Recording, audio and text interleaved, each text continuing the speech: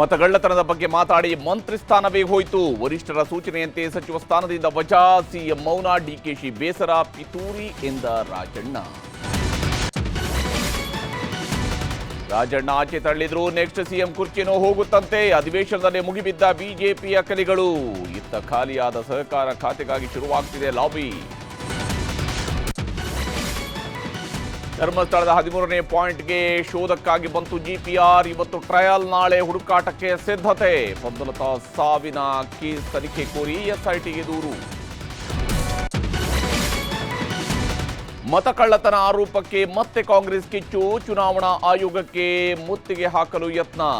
ಸಂಸತ್ತಿನ ಉಭಯ ಕಲಾಪಗಳಲ್ಲೂ ವೋಟ್ ಚೋರಿ ಗದ್ದಲ. ಮಹಾರಾಷ್ಟ್ರದಲ್ಲಿ ಮಳೆ, ಉತ್ತರ ಕರ್ನಾಟಕಕ್ಕೆ ನರಕ. ಮನೆಗಳು, ರಸ್ತೆಗಳು ಜಲಾವೃತ. ಕಬ್ಬು, ಮೆಕ್ಕೆಜೋಳ, ಸೋಯಾ ಬೆಳೆಯು ನೀರಲ್ಲಿ ಹೋಮ.